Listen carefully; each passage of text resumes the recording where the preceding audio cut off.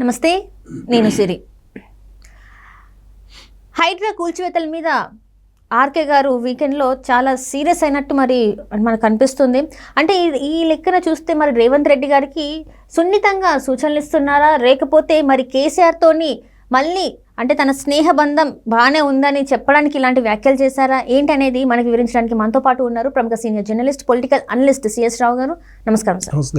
సరే, ఇప్పుడు చూస్తున్నట్టయితే వీకెండ్లో మన ఆర్కే గారు అయితే హైడ్రా కూల్చివేతల మీద సీరియస్గా స్పందించడం జరిగింది. అది మరి రేవంత్ రెడ్డి గారికి హెచ్చరికలా, అంటే ఒక సీరియస్ వార్నింగ్ లాగా తీసుకోవాలా, లేకపోతే కేసీఆర్ గారితో మరి స్నేహ సంబంధాలు బాగానే ఉన్నాయని మళ్ళీ ట్రై చేస్తున్నారా ఏంటి అసలు? ఇప్పుడు ఆర్కే గారు రాసినటువంటి వీకెండ్ గురించి ఎందుకు మనం విశ్లేషణ చేసుకోవాల్సి వస్తుంది అని అంటే, ఆయన రాసేటువంటి వీకెండ్ చాలామంది దాన్ని చదువుతారు. ప్లస్ ఎక్కడో దగ్గర ఒక ఇన్ఫర్మేషన్ ఉంటుంది ఆయన దగ్గర, ఆ ఇన్ఫర్మేషన్ని ప్రజలకు ఇస్తారు అనేది ఆయన మీద ఉన్నటువంటి నమ్మకం. ఎందుకంటే సీనియర్ మోస్ట్ జర్నలిస్టు ఆయన, ఆల్మోస్ట్ చాలా కింద స్థాయి నుంచి పై స్థాయి దాకా ఆయన జర్నలిజంలో ఎదిగారు. ఈ సుదీర్ఘమైనటువంటి ప్రయాణంలో ఆయనకు ఉండేటువంటి పరిచయాలు కూడా ఎక్కువగా ఉంటాయి, బలంగా కూడా ఉంటాయి. కాబట్టి సోర్స్ ఎక్కువ ఉంటుంది. ఆ సోర్స్ నుంచి వచ్చే ఇన్ఫర్మేషన్ కూడా యాక్యురేట్గా ఉంటుంది అనేది ఒక నమ్మకం ఆయన మీద. అందుకే ఆయన వీకెండ్ రాసినప్పుడు చాలామంది దాన్ని చదువుతుంటారు.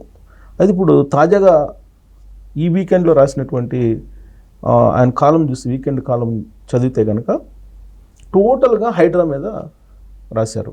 హైడ్రాకి సంబంధించినటువంటి మొత్తం రాసినప్పుడు దాంట్లో ఆయన భావం ఏమై ఉంటుంది అనే దాని మీద మనం విశ్లేషణ చేసుకుంటే కనుక, కేసీఆర్ గారితోటి ఉన్నటువంటి స్నేహ బంధం ఏదైతే ఉందో ఆ స్నేహ బంధానికి మళ్ళీ కొంచెం ప్యాచప్ చేసుకునేటువంటి పరిస్థితులు ఉన్నాయా అనేటువంటి ఒక అభిప్రాయం కలుగుతుంది అది మొత్తం చూస్తే. ఎందుకంటే కేసీఆర్ గారికను ఆర్కే గారికి ఇద్దరికి మధ్య చాలా మిత్రత్వం ఉంది.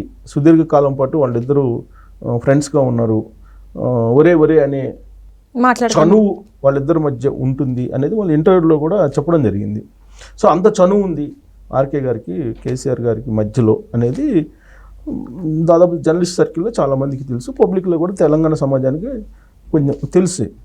సో కాబట్టి వీళ్ళిద్దరి మధ్య స్నేహబంధం ఒకప్పుడు ఉండేది, ఒకప్పుడు చాలా బలంగా ఉండేది. ఆ తర్వాత అది దాదాపుగా పలచబడి తగ్గుతూ వచ్చి లాస్ట్కి కేసీఆర్ గారి మీద వ్యతిరేకంగా న్యూస్ రాసేటువంటి పరిస్థితికి రావడంతో పాటు కేసీఆర్ గారు కూడా రివీల్ అయ్యి చాలా సీరియస్గా రియాక్ట్ అయ్యారు. గులపత్రికలు అంటూ చాలా చురకలు వేశారు. అంటే కులం కోసం పనిచేస్తున్నారు ఆర్కే గారు అనేటువంటి యాంగిల్లో ఆయన చాలా సందర్భాల్లో మాట్లాడారు. సో అలాంటి పరిస్థితికి వచ్చింది 2023 అసెంబ్లీ ఎన్నికల నాటికి.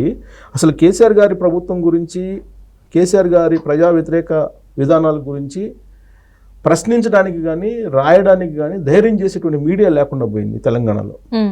అలాంటి సందర్భంలో ఆర్కే గారే కొంతమేరకు కేసీఆర్ గారు చేసిన ప్రజా వ్యతిరేక విధానాలని తప్పుపడుతూ ఆర్టికల్స్ రాయటం కానీ లేదా ఆయన ఛానల్లో న్యూస్ ఇవ్వడం కానీ జరిగింది. మిగతా మీడియా ఏది కూడా ధైర్యం చేయలేదు. అంటే వాళ్ళిద్దరి మధ్య బాగా గ్యాప్ వచ్చింది అనేటువంటి అభిప్రాయం ఆ సందర్భంగా కనిపించింది. పైగా చంద్రబాబు నాయుడు గారిని రిమాండ్కి పంపించినప్పుడు రాజమండ్రి సెంట్రల్ జైలుకి కేసీఆర్ గారు, కేటీఆర్ గారు వ్యవహరించినటువంటి తీరు ఏదైతే ఉందో దాన్ని తప్పుపడుతూ వీకెండ్లో అభిప్రాయం రాశారు ఆర్కే గారు. సో దాంతో చాలా వ్యతిరేకిస్తూ వచ్చారు. దాదాపుగా వాళ్ళిద్దరి మధ్య స్నేహబంధం కూడా చెడిపోయిందని చెప్పేసి అనుకున్నారు. తర్వాత రేవంత్ రెడ్డి గారితో బాగా లైజనింగ్ ఏర్పడింది. రేవంత్ రెడ్డి గారు కూడా ఆయన పీసీసీ అయిన వెంటనే అన్ని మీడియా ఛానల్స్ అధిపతులను కలవడం, ఆయన సపోర్ట్ చేయమని చెప్పి కాంగ్రెస్ పార్టీకి ఆయన రిక్వెస్ట్ చేయటం, తర్వాత కాంగ్రెస్ పార్టీకి డైరెక్ట్గాను ఇండైరెక్ట్గాను కొంతమంది సపోర్ట్ చేయడం ఇవన్నీ జరిగింది. ఆర్కే గారు డైరెక్ట్గానే సపోర్ట్ చేశారు రేవంత్ రెడ్డి గారికి. ఆ తర్వాత రేవంత్ రెడ్డి గారు సీఎం అయ్యారు 2023 అసెంబ్లీ ఎన్నికల తర్వాత. సీఎం అయిన తర్వాత కూడా మొట్టమొదటి ఇంటర్వ్యూ ఆర్కే గారికి ఇచ్చారు. ఆర్కే గారికి ఇచ్చి ఆయన ఓపెన్ హార్ట్ విత్ ఆర్కే అనేటువంటి కార్యక్రమంలో ఇచ్చారు. ఇచ్చినప్పుడు వాళ్ళిద్దరి మధ్య ఉండేటువంటి ఈ కొంత సామాజిక అంశాలు చర్చకు రావడం, పరిపాలనలో ఎలా వెళ్ళాలి అనేది ఆర్కే గారు కొన్ని సూచనలు రేవంత్ రెడ్డి గారికి ఇవ్వడం, రేవంత్ రెడ్డి గారు కూడా మీలాంటి వాళ్ళ సలహాలు కావాలి, మీరందరూ సహకరిస్తే నేను తెలంగాణని సామాజిక తెలంగాణ రూపంలో నేను మారుస్తాను, అభివృద్ధి చేస్తానని ఇలా చెప్పుకుంటూ వచ్చారు. సో దీంతో కొంత రేవంత్ రెడ్డి గారి ప్రభుత్వానికి మద్దతు ఇస్తూ వస్తూ ఉన్నారు ఆర్కే గారు. సడన్గా ఈ హైడ్రాకి సంబంధించిన ఇష్యూ రాగానే, హైడ్రా తెర మీదకి రాగానే రివర్స్ అయిపోయింది టోటల్గా పబ్లిక్ ఒపీనియన్. స్టార్టింగ్లోనేమో ఎన్కన్వెన్షను లేదంటే ఇలాంటి కూల్ చేసినప్పుడు ప్రజల నుంచి మద్దతు లభించింది, ప్లస్ ప్రతిపక్షాల నుంచి విపక్షాల నుంచి కూడా రేవంత్ రెడ్డి గారికి మద్దతు లభించింది. ఎవరు కూడా ప్రశ్నించాల హైడ్రాని. ఎప్పుడైతే మూసీ ప్రక్షాళన అనేది వెళ్ళి మూసీ పరివాహక ప్రాంతంలో ఆక్యుపై చేసినటువంటి వాళ్ళు 12,000 మంది ఉన్నారు, 12,000 గృహాలు ఉన్నాయి, వాటిని కూల్చేయాలనేటువంటి ఆలోచనతో ఎప్పుడైతే వీళ్ళు ఆ కూల్చివేతలు ప్రారంభించి మార్క్ చేయడానికి రెవెన్యూ వాళ్ళు వెళ్ళారో అప్పటి నుంచి ప్రజల్లో నుంచి రివోల్ట్ రావడం మొదలుపెట్టింది. రివోల్ట్ రావడం మొదలు పెట్టడంతో పాటు అంతర్గతంగా పార్టీలో కూడా రేవంత్ రెడ్డి గారి మీద వాయిస్ వ్యతిరేకంగా వినిపించడం మొదలైంది హైడ్రా విషయంలో. సో ఇదే విషయాన్ని ఆర్కే గారు వీకెండ్లో రాశారు. వీకెండ్లో రాస్తూ బీఆర్ఎస్ పార్టీని బతికించింది ఈ హైడ్రా, అసలు బీఆర్ఎస్ పార్టీ ఇప్పట్లో కోలుకునేటువంటి అవకాశం లేదని చెప్పేసి అనుకున్నారు. కానీ హైడ్రా వచ్చిన తర్వాత బీఆర్ఎస్ పార్టీ దూకుడు పెంచింది. దూకుడు పెంచడంతో పాటు బీఆర్ఎస్ పార్టీ మళ్ళీ బతుకుతుంది, మళ్ళీ అధికారంలో రాబోతుంది అనేటువంటి ఒక అభిప్రాయం తెలంగాణ సమాజంలోకి వెళ్ళింది. ఇది చాలా ప్రమాదం రేవంత్ రెడ్డి గారి ప్రభుత్వానికి, రేవంత్ రెడ్డి గారికి కూడా అనేటువంటి ఒక సున్నితమైనటువంటి వార్నింగ్ దాంట్లో ఇవ్వడం జరిగింది. అంటే ఆయన ఉద్దేశం ఏంది, బీఆర్ఎస్ పార్టీ చాలా అనతి కాలంలోనే మళ్ళీ పుంజుకుంది అనేటువంటి ఒక నిర్ణయానికి వచ్చేసారు ఆ వీకెండ్లో. ఇంత తొందరగా పుంజుకుంటుందని చెప్పి వాళ్ళు ఎక్స్పెక్ట్ చేయలేదు అని చెప్పి ఆయన రాశారు. రాస్తే అసలు ప్రభుత్వం పడిపోయిన తర్వాత 2023 ఎన్నికల్లో ఆయనకి తుంటికాలు ఎరగడంతో ఫామ్ హౌస్లో ఉన్నారు కేసీఆర్ గారు. ఆ తర్వాత లిక్కర్ స్కామ్లో కవిత గారు లోపలికి వెళ్ళారు. దాంతో స్తబ్దుగా ఉండిపోయారు. అసలు కేసీఆర్ గారు బయటకు రాలేదు. దీంతో పార్టీ అసలు ఉంటుందా ఉండదా అనేటువంటి ఒపీనియన్ వచ్చింది. ప్లస్ లోక్సభ ఎన్నికల్లో ఘోరంగా ఒక ఎంపీ కూడా గెలుచుకోలేకపోయారు. దీంతో అసలు క్లోజ్ అయిపోయింది బీఆర్ఎస్ పార్టీ అనేటువంటి ఒపీనియన్ ప్రజల్లోకి వెళ్ళిపోయింది. అలాంటి సమయంలో హైడ్రా అనేదాన్ని ఒకదాన్ని తీసుకొచ్చి రేవంత్ రెడ్డి గారు మళ్ళీ ప్రాణం పోశారు బీఆర్ఎస్ పార్టీకి అనే యాంగిల్లో రాశారు. అంటే దాని అర్థం ఏంటి, ఇప్పుడు ప్రస్తుతానికి ఆయన రాసినటువంటి వీకెండ్లో గోడ మీద పిల్లిలాగా కనిపిస్తున్నారు. అంటే కేసీఆర్ గారికి కూడా నేను అవసరమైతే అటు కూడా జరగలను అనేటువంటి ఒపీనియన్ అటు వెళ్ళిపోయింది. At the same time Revanth Reddy గారికి ఒక సూచన చేస్తున్నాను అని చెప్పి కూడా రాశారు. సూచన చేస్తున్నాను, దీన్ని వస్తున్నటువంటి వ్యతిరేకతను గమనించి పరిపాలన చేయాలి, అలాగే అధిష్టానం కూడా ఇన్వాల్వ్ కావాలని రాశారు. దాంట్లో ఏఐసిసి కూడా ఇన్వాల్వ్ కావాలి, ఏఐసిసి కూడా అబ్జర్వ్ చేయాలి అని. అంటే దాని అర్థం ఏంటి, ఏఐసిసి కూడా అబ్జర్వ్ చేయాలని అంటే అక్కడ వరకు తెలియట్లేదని కాదు, రేవంత్ రెడ్డి గారి మీద ఏఐసిసి కూడా పరిశీలించాలి అని రాశారంటే ముఖ్యమంత్రి రేవంత్ రెడ్డి గారు ఆయన చూస్తారు, ఏఐసిసికి ఏం పని, ఏఐసిసి అబ్జర్వ్ చేసుకోవచ్చు అక్కడి నుంచి. బట్ ఏఐసిసి డైరెక్ట్గా ఇక్కడికి వచ్చి చూడాలి అనేటువంటి ఒపీనియన్ ఆయన ఈ వీకెండ్లో వ్యక్తం చేశారు. అసలు దీపాదాస్ మున్షి తెలంగాణ కాంగ్రెస్ పార్టీ ఇన్ఛార్జి, ఆవిడ పర్మనెంట్గా ఇక్కడే ఉన్నారు, అసలు ఎందుకున్నారు అనేటువంటి అభిప్రాయాన్ని కూడా వ్యక్తం చేశారు ఆయన. అంటే ఎందుకున్నారు అని అంటే రేవంత్ రెడ్డి గారి మీద నిఘా పెట్టారు అనేటువంటి హెచ్చరిక కూడా చేశారు.